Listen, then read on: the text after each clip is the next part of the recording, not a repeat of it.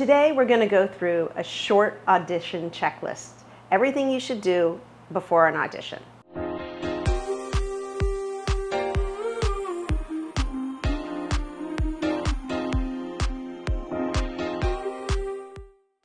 Okay, so they sent you your sides.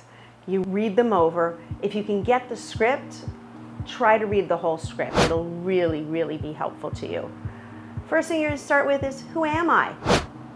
I always like to approach the character from I. Who am I? If you don't have a lot of time to work on the character, have it come from yourself. You only want to audition with a character that's easy and effortless. Then you want to figure out what your problems are. Use that to come up with your objective.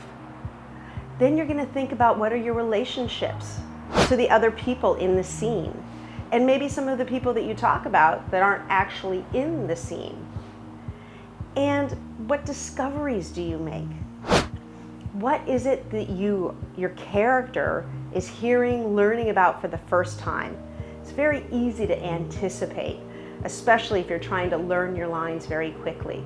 The lines come last for a reason. Also, what's your sense of humor? The character's sense of humor. Is it the same as yours? Is it a little different? Don't be afraid to let it be easy and fun.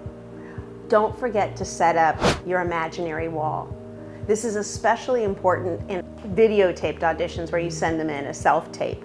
You're going to want to make sure that you're not just staring at your reader. But also, if you're able to get back to an in-person audition, we want you to be able to have an imaginary wall where you can look and not be terrified that maybe you're going to lock eyes with the producer or something. So take that moment, take that time to create that imaginary wall. Risk. Is there an opportunity to take a risk in your scene? And I don't mean arbitrary. Don't just decide you're going to do your whole scene shirtless because I was told to take a risk. No, I want you to be able to think about something that makes sense in that scene, but might make you a little bit nervous.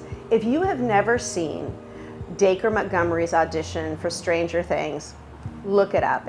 You can find it online. It's brilliant. And a couple of the things that he did, he introduced himself as his character's name. He introduced himself as Billy. He created these little interstitials in between his scenes with him dancing and playing with glasses, and he was shirtless in those, but his character was a lifeguard. And his actual scene is supposed to be, he's driving. So a lot of people, of course, play that sitting. He was standing. It gave him great energy. Do the producers and the directors and all the people know that he can sit? Of course, and that he can drive. He held his cell phone, which in the time of the scene were not around, right? It takes place in the 70s, 80s, no cell phones. But he was dancing around and listening to music and had so much fun with it. So you'll never regret taking a risk, I don't think. I think you'll regret not taking it. And the most important, listen. Just talk and listen. So often we forget to listen. Just be relaxed and remember that people want you to book the job.